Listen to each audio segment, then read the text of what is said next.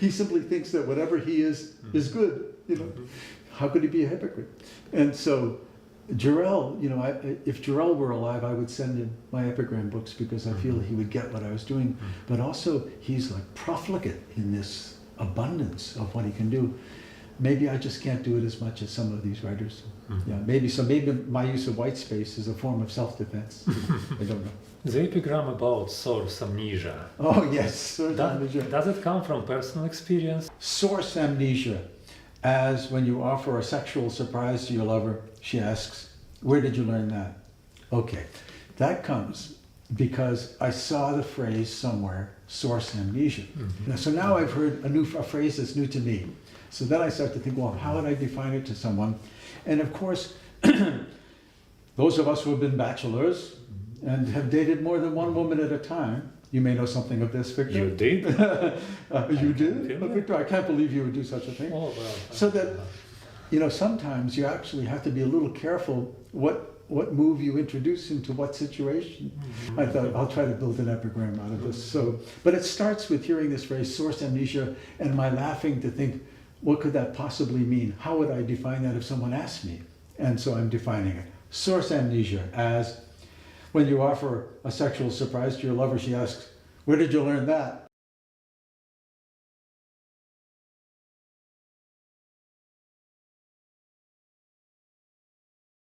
Kathy, I want to thank you, for your kind words that we used as a blurb on the back of the jacket, and you called attention to the phrase, riddled with perfection. And I want to read just the paragraph. Head on pillow.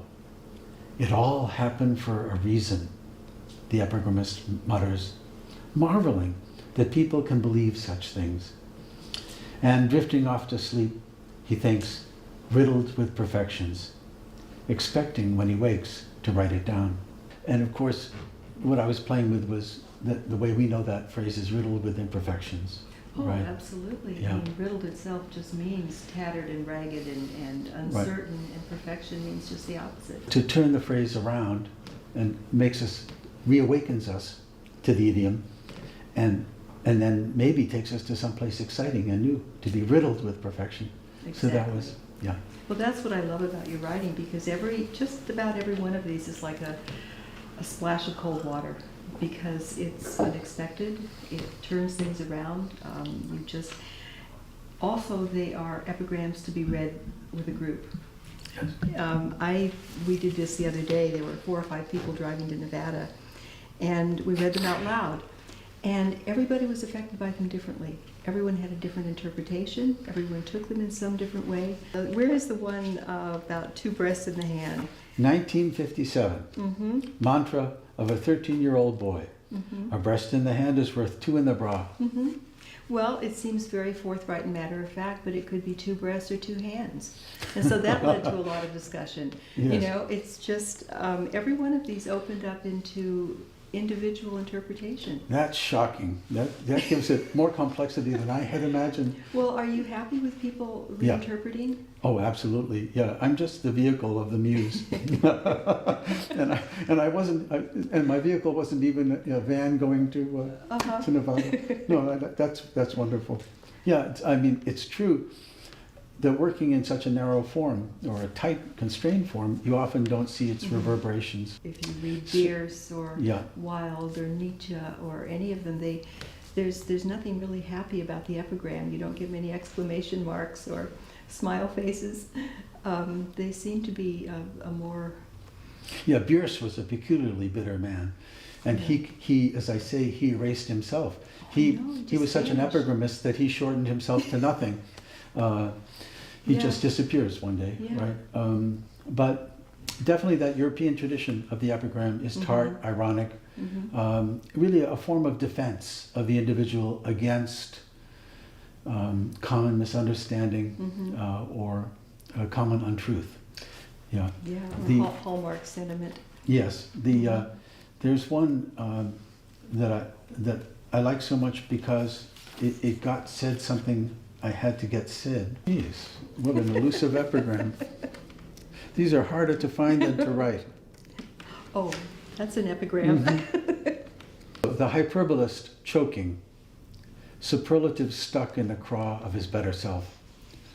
And I was actually thinking of a real person who I referred to in the essay at the end, Dr. Wayne Dyer, who's a well-known PBS self-improver. And he writes in one of his introduction to one of his books, he's written 30 books, Wayne spent one entire year reading, researching, and meditating on Lao Tzu's messages, and ultimately writing down these essays as he felt Lao Tzu wanted you to know them. As Wayne says, this is a book that will forever change the way you look at your life. Writing this book changed me forever too. And I go on to say, forever. How clean the stables of such talk. That's Okay, wonderful. so, but I wasn't done with him. He had affronted me. And in a world of people like him, what do you do? So I wrote, okay, so it's hyperbole to begin with, forever. And hyperbole kills you.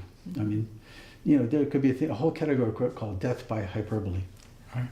So the hyperbolist, so I imagine what could happen to someone who uses too many hyperboles of the kind I just did. The hyperbolist choking. And what would he choke of? A superlative stuck in the craw of his better self. Because craw is one of those good, honest words. It is, right? definitely. And so it's the opposite of a hyperbole. Right? So, And you could have actually stopped at craw, but you went even better, and you used his better self. I escalated, by Yeah. insisting he had a better self. You're Yeah. right. The hyperbolist choking, that's wonderful. superlative stuck in the craw of what? Yeah. His better self. Yeah, that's wonderful. Yeah, he pissed me off big time.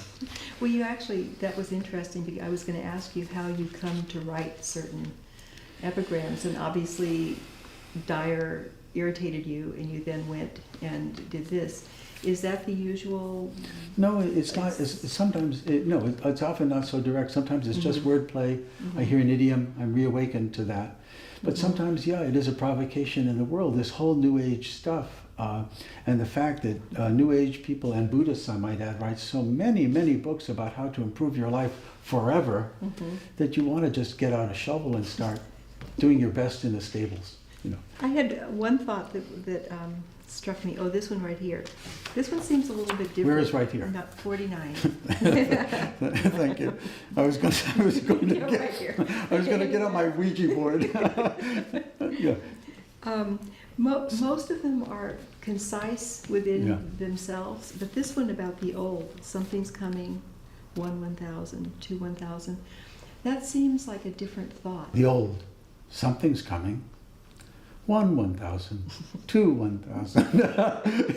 And the way it is, like in a child's game, you count presumably to 10. Yeah. And it's over. Yeah. And so is that what the old are doing? They're counting 1,000 and they know it's actually pretty finite. Yeah. Yeah, it isn't going to go Yeah. to 1 million, is it? No. Do you dream in epigrams? No, but I have thoughts and I get up. I have pen and paper. And I have two categories of night thoughts. Dread and dreader. That's not true.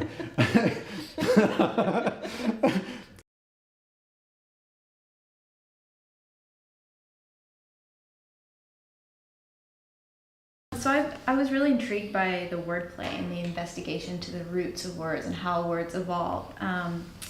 In particular, on page 13. Masturbation, from the Greek mensa, penises, and the Latin tubare, to disturb, or from the Latin mano stupare, to defile with the hand. Manustupration, infrequently used term for the ubiquitous incessant. So how do you begin to build an epigram like that? Well, I guess like many people, I've always thought that the word masturbation made something clinical out of, something that was a lot nicer than that.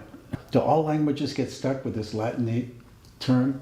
And, self-pleasuring came in there like in the, 70s or 80s, and seemed to me a very ideological effort to, to get a warmer and fuzzier term.